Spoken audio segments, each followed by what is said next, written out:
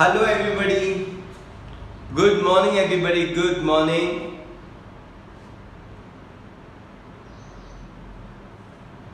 Good morning everybody. क्या आपको मेरी आवाज आ रही है?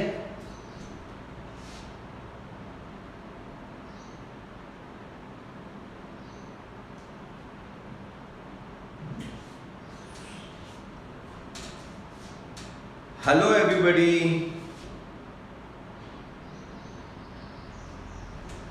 Okay.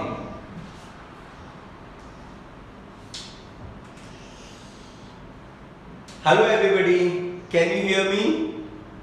Okay. I think आपको आवाज आ रही है. Yes sir. Good morning everybody. This is the last topic. This is the last part of the regulation of lag occur. हम लोग फाइनली इस पर्टिकुलर टॉपिक में रेगुलेशन के बारे में बात करने वाले हैं. That is the last part. Yes sir. I hope आपके लिए थोड़े डिफिकल्ट टाइम गए रहेंगे इसके पहले वाले लेक्चर में. और अगर आपको आज का ये लेक्चर समझ में आए, इसके लिए आपको कुछ सवालों का जवाब देना होगा. Yes sir. तो जवाब मैं ही दूंगा और क्योंकि मुझे नीड क्लियर करना है. Yes sir. Is that everybody focus here. जब भी कोई भी लैग ओपेरॉन या कोई भी ओपेरॉन के बारे में बात करते हैं तो ओपेरॉन का मतलब होता है क्लस्टर ऑफ जीन. इसका मतलब होता है ग्रुप ऑफ जीन. तो यहाँ पे क्लस्टर ऑफ जीन्स है. इस क्लस्टर ऑफ जीन में दो टाइप के जीन होते हैं. एक होता है स्ट्रक्चरल जीन और दूसरा होता है रेगुलेटरी जीन. इसमें जो Z, Y और A है, Z, Y और A है. मैं आपको कुछ पॉइंट्स बताता जाऊंगा कि वो पॉइंट्स आपको अभी भी आता है या नहीं आता है, नहीं तो ये टॉपिक नहीं समझ में आएगा. तो मैं पॉइंट डिस्कस करते जाता हूँ.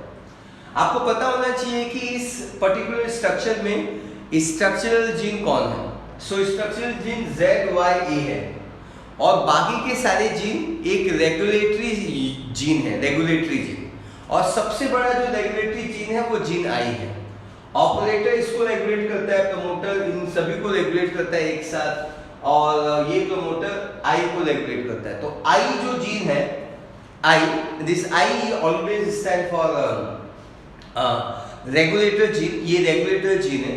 और now we are going to talk about कि स्ट्रक्चरल जीन का काम क्या होता है. There are three important genes. One is called Z जो होता है वो बीटा गैलेक्टोसाइडेज एंजाइम देता है. ये एंजाइम लैक्टोज को डाइजेस्ट करता है और जैसे ही लैक्टोज डाइजेस्ट हो जाता है वो ग्लूकोज बनाता है और गैलेक्टोज बनाता है. Y का मतलब होता है परमेज. Y जो स्ट्रक्चरल जीन है वो परमेज एंजाइम देगा और ये जो परमेज एंजाइम है ये लैक्टोज परमेज है. इसका मतलब क्या है, ये लैक्टोज की एंट्री देगा सेल के अंदर, ई कोलाई के अंदर, बैक्टीरिया के अंदर. Then there is a A. Then there is a A. A part है.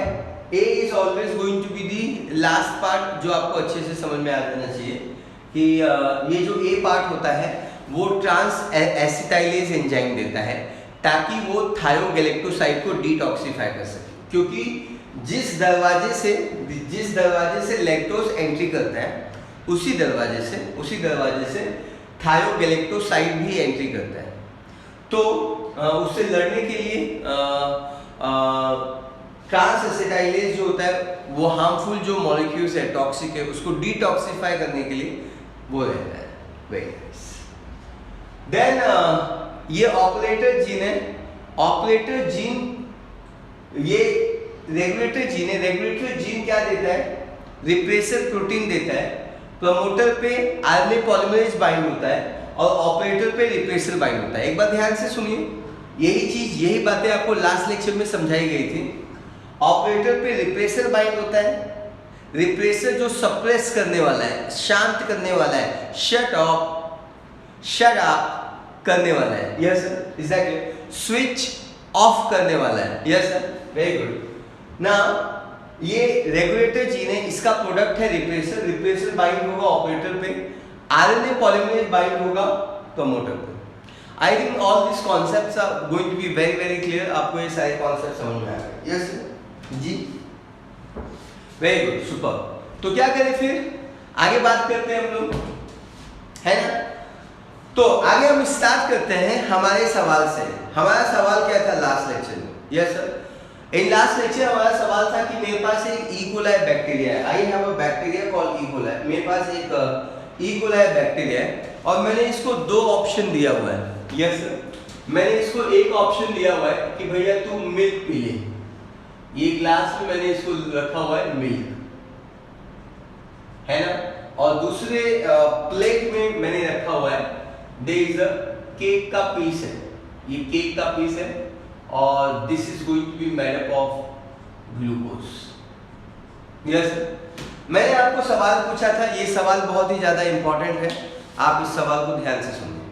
मैंने आपको सवाल पूछा था कि ये जो ई कोलाई है ये खाएगा तो दोनों को भी, ग्लूकोज को भी खाएगा और मिल्क को भी खाएगा, लेकिन ये मेरा एक सवाल था कि ये पहले किसको खाएगा। यस सर, और कुछ ऐसा ही सवाल मैं आज के लेक्चर के लास्ट में सवाल पूछूंगा, जिससे ये पता चल जाएगा कि आप कितना आपको समझ में आया टॉपिक। यस सर, नीट में आप हैंडल कर सकते हो इसकी क्वेश्चंस को या नहीं हैंडल कर सकते। Now everybody will focus.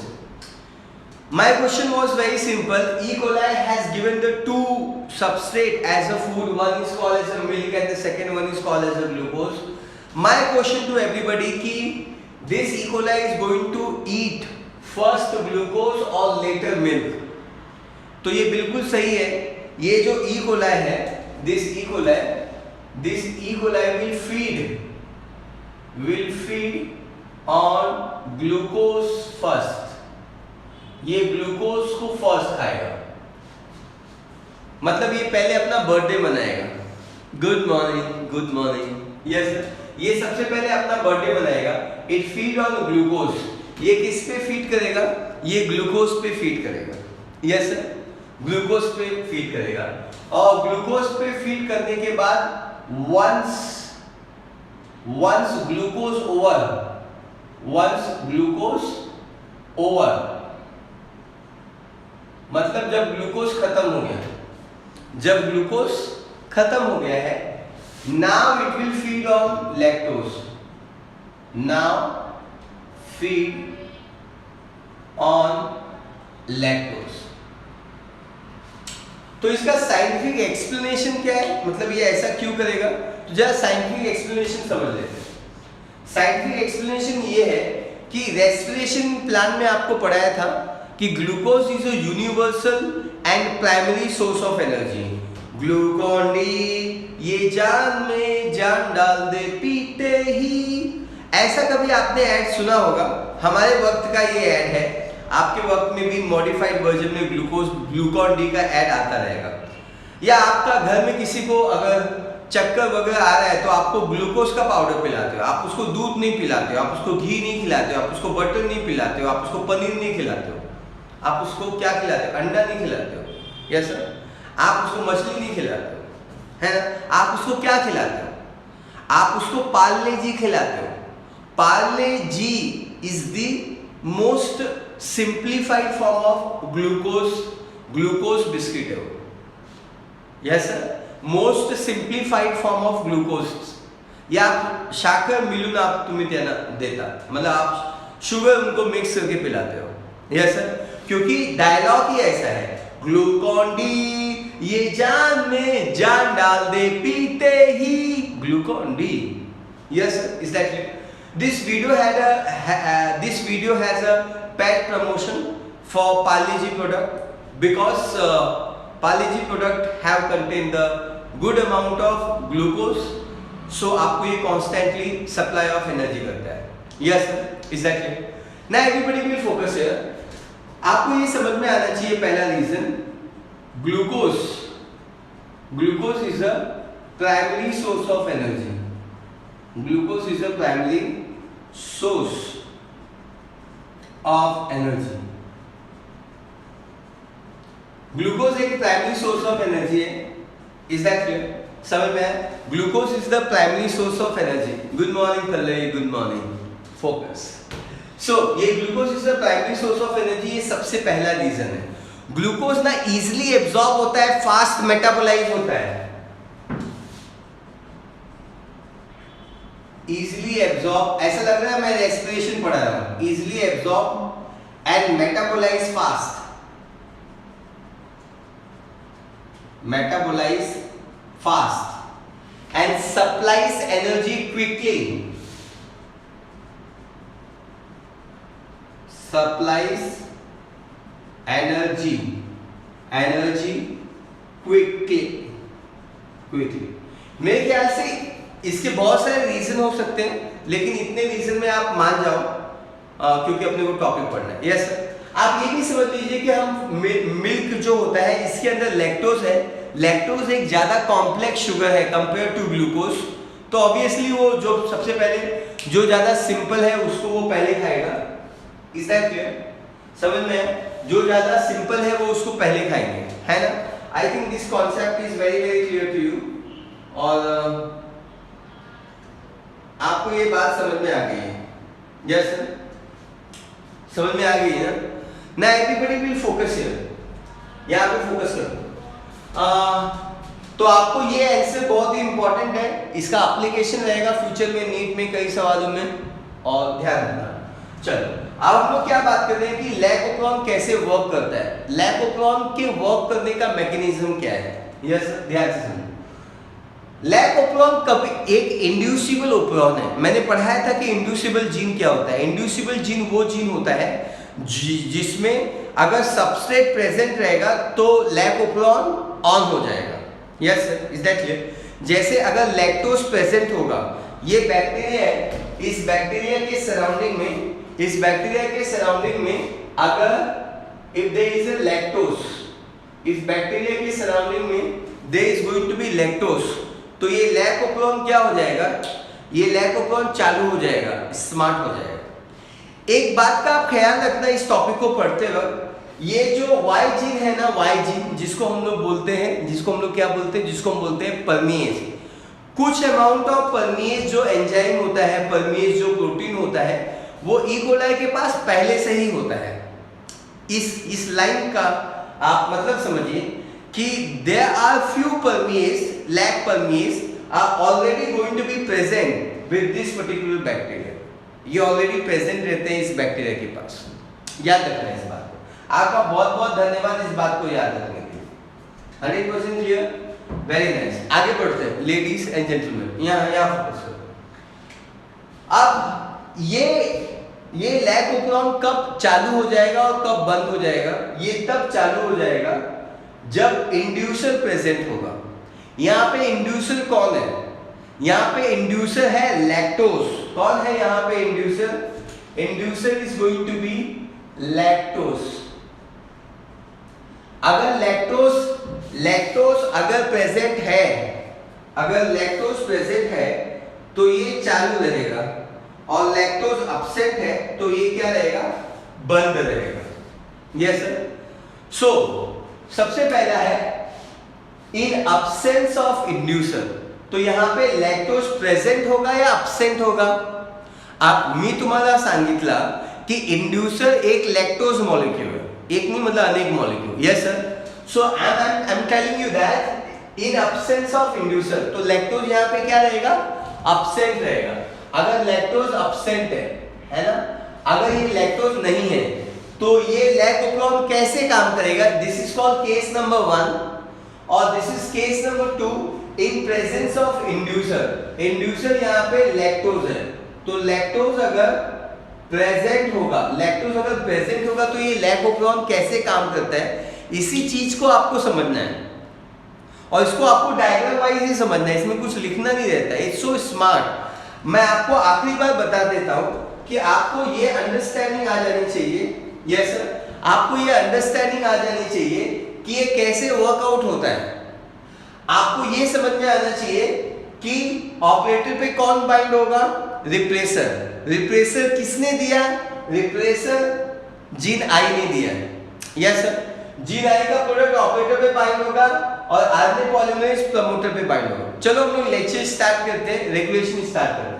Case number 1 जो आपको समझ में आ जाना चाहिए. Case number 1, this case number 1 is when in absence of inducer.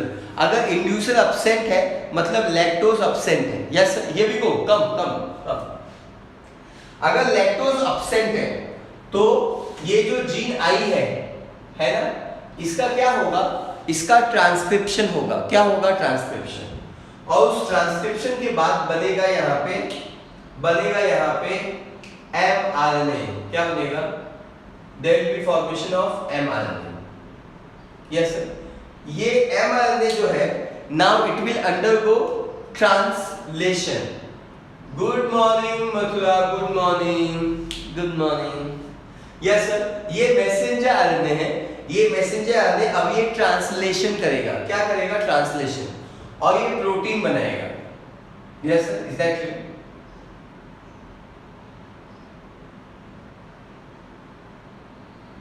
कुछ ऐसा नहीं होना चाहिए। Yes sir, it is going to form the protein. ये प्रोटीन बनेगा।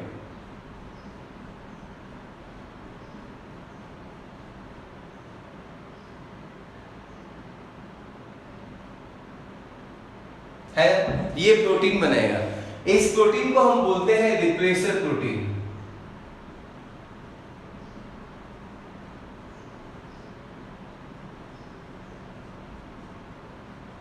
इस प्रोटीन को हम लोग क्या बोलते हैं? We call this particular protein as a repressor protein. इसको हम क्या बोलते हैं? We call it as a repressor protein. आपको कॉन्सेप्ट समझ में आ रहा है? Yes sir. सो ये जीन आई है, रेगुलेटर जीन है, और ये एमआरएनए देगा, रिप्रेसर प्रोटीन देगा। मी तुम्हाला काय सांगितलं होता? रिप्लेसर प्रोटीन वो प्रोटीन कहलाता है जो ऑपरेटर से बाइंड हो जाता है। सो ये जाएगा सीधा and it will bind here to the operator. ये ऑपरेटर को बाइंड हो जाएगा। यस, तो ऑपरेटर को उसको बाइंड कर देगा। एकदम सीक्वेंशियली जाओ ना। ये जीन आई है, ये इसका प्रमोटर है। प्रमोटर पे आरएनए पॉलीमरेज बाइंड होगा और वो जीन आई का ट्रांसक्रिप्शन करेगा, मैसेंजर आरएनए ट्रांसलेशन होगा, रिप्रेसर प्रोटीन बनाएगा। रिप्रेसर प्रोटीन ऑपरेटर से बाइंड होने के लिए इसके पास एफिनिटी है, इसके पास एरिया है, इसके पास ऐसी साइट है जो ऑपरेटर के सीक्वेंस को बाइंड करता है। जैसे प्रमोटर के पास वो टाटा बॉक्स है ना, टाटा बॉक्स में तुम्हाला शिकवला होता, इसलिए बोला था अच्छे से लेक्चर सुनो। प्रमोटर पे मैंने बताया था टाटा बॉक्स है जिसपे आरएनए पॉलीमरेज रिकॉग्नाइज करता है और ब्रिंग अबाउट द इनिशिएशन। बिल्कुल उसी तरीके से रिप्रेसर के पास ऐसा साइट है, ऐसा बाइंडिंग है जो ऑपरेटर के स्पेसिफिक सीक्वेंस को बाइंड होता है। Yes sir. सो ये ऑपरेटर को बाइंड हो जाएगा, ये भी वो।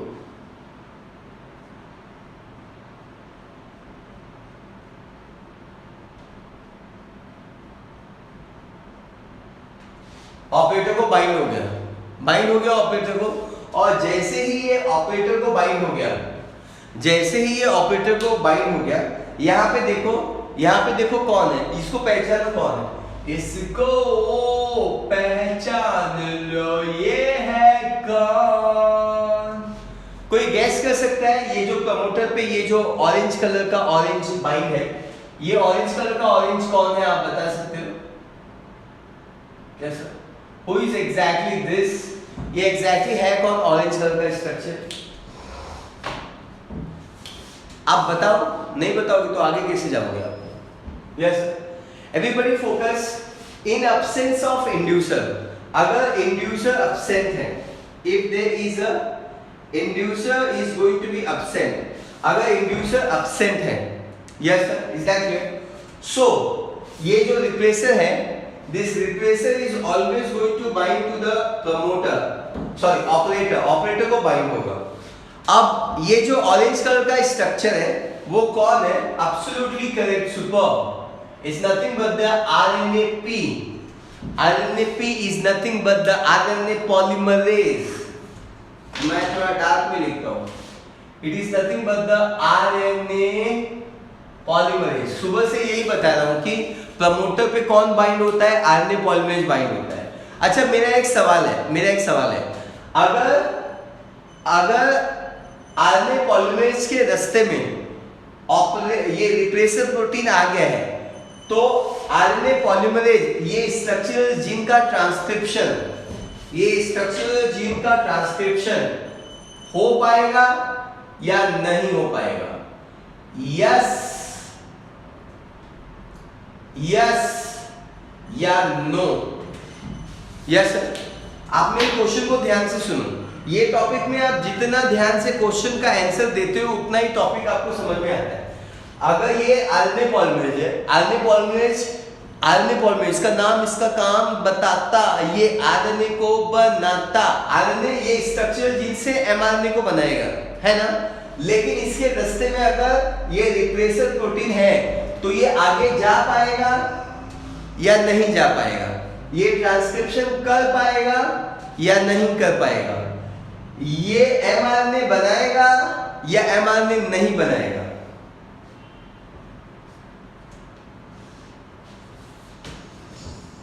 गुड मॉर्निंग इंडिया, जवाब दो। ओके, मुझे नहीं बनाएगा, मुझे भी मालूम था यही आंसर है। अरे नहीं बनाएगा, कैसे बनाएगा? अगर आपकी गाड़ी के सामने एक ट्रक आ गई है तो तुम आगे कैसे बढ़ोगे? नहीं बढ़ोगे ना, नहीं बढ़ पाओगे ना। अरे रोड एक ही है, पतला ही रोड है, ये ऐसा ही रोड है, यहाँ पे ट्रक खड़ी है, वन वे रोड है, ट्रक खड़ी है और आपकी यहाँ पे कार है, तो अब ये आगे जा पाएगी कि नहीं जा पाएगी? नहीं जा पाएगी। समझ में आता है क्या? बेसिक है, रोड पे गए नहीं हो क्या? Yes sir. सो क्या मैं यहाँ पे लिख सकता हूँ pathway of RNA polymerase is blocked and that's why no transcription? Thank you so much. Pathway of RNA polymerase is blocked by repressor, hence repressor, and hence no क्या? no transcription,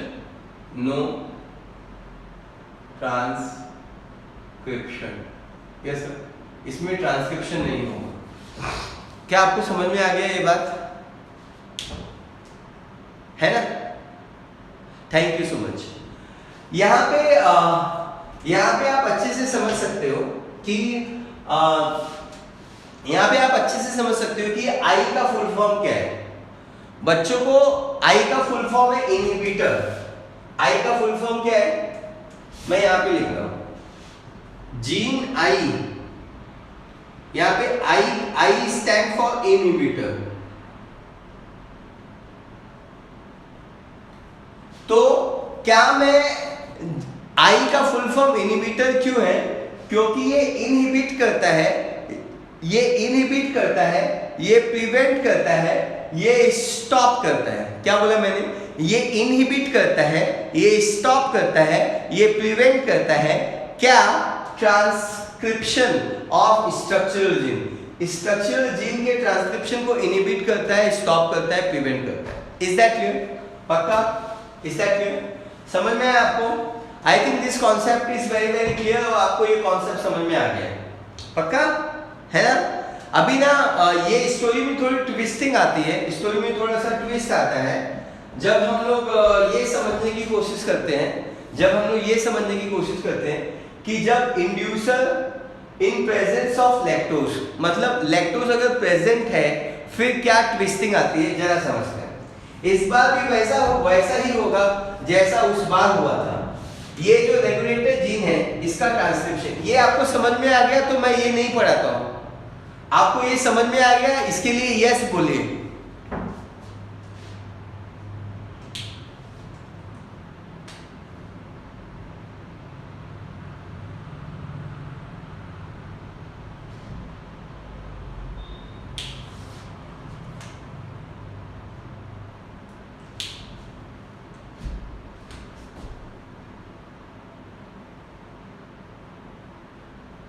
कोई doubt है तो doubt पूछिए। Yes sir, if you have any doubt you can ask doubt, otherwise आपको समझ में आ गया है। Yes, very good, thank you so much, thank you everybody. बगो इधर।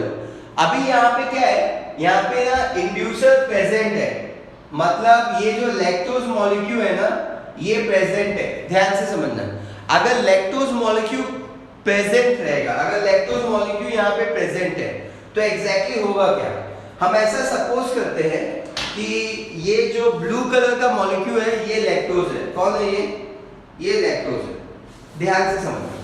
यस सर, ये कौन है, ये लैक्टोज है। तो मैंने यहाँ पे ये लैक्टोज बना दिया।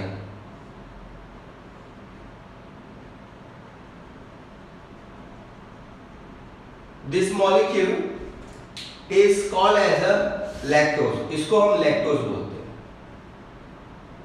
लैक्टोज यहाँ पे क्या बिहेव कर रहा है, वो एक इंड्यूसर बिहेव करता है। इंड्यूसर क्यों, क्योंकि वो लैक्टोग्राम के स्ट्रक्चरल जीन का ट्रांसक्रिप्शन होने में मदद करता है। सो यहाँ पे ये इंड्यूसर है, यहाँ पे ये इंड्यूसर है। Yes sir, is that clear? ये लैक्टोज है, ये इंड्यूसर है। लैक्टोज एक इंड्यूसर है, ध्यान से सुनना।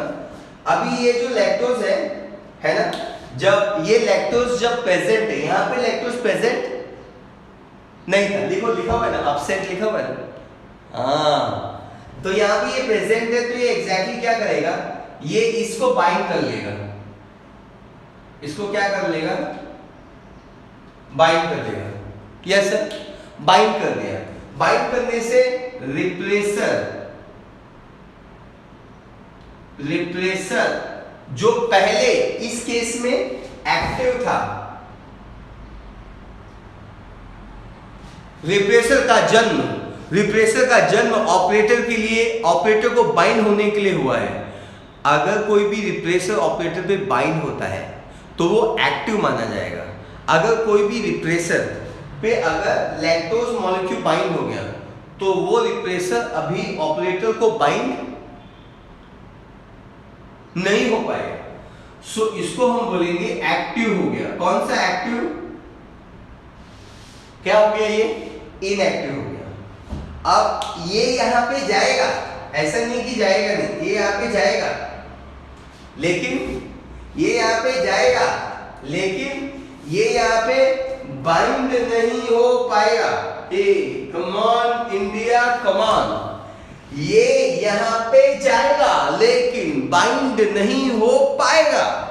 क्यों नहीं बाइंड हो पाएगा, क्योंकि लैक्टोज ने, अच्छा आप स्कूटी चलाते हो, आप ना ब्रेक जोर से दबाओ और एक्सेलरेटर खूब घुमाओ, आपकी स्कूटी चलेगी? नहीं चलेगी। यस सर, नहीं चलेगी। यस सर, नहीं चलेगी। लेडीज एंड जेंटलमैन, कुछ ऐसा ही होता है यहाँ पे।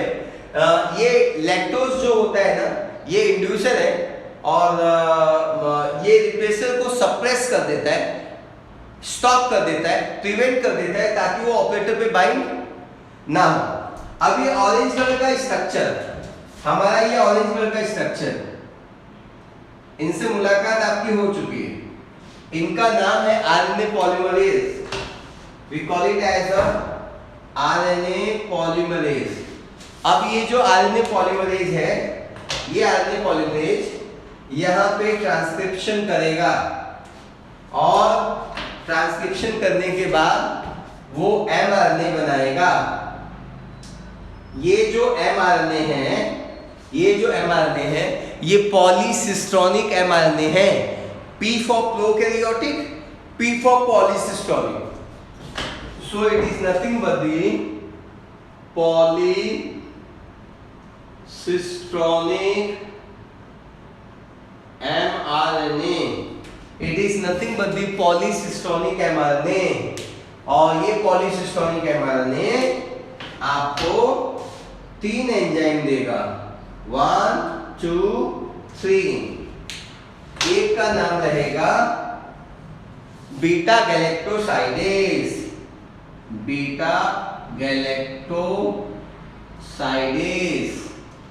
दूसरे का नाम रहेगा lactose परमिएज,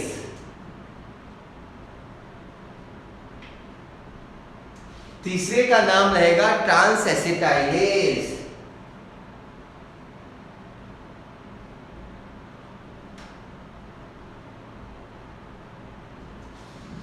I think this concept is very clear. क्या आपको ये बात भी समझ में आ गया है? तो मैं आगे के सवाल के बारे में, आपको एक सवाल का जवाब देना है। आप सभी को एक आखिरी सवाल का जवाब देना है।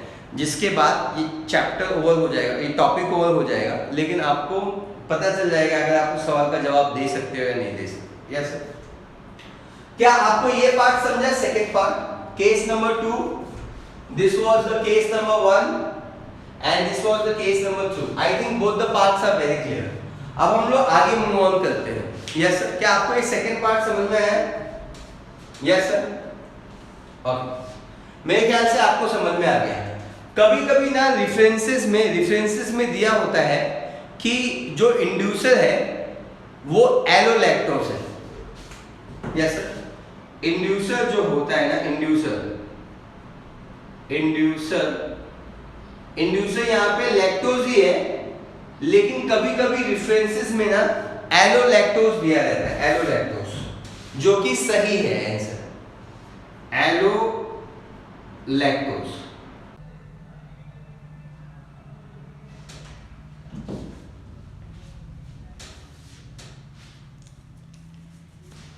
इलेक्ट्रिसिटी चली गई है, मोबाइल के वाईफाई से पढ़ा रहा हूं। आई होप आपको समझ में आ रहा है ना? तो ये एलोलैक्टोज है। यस।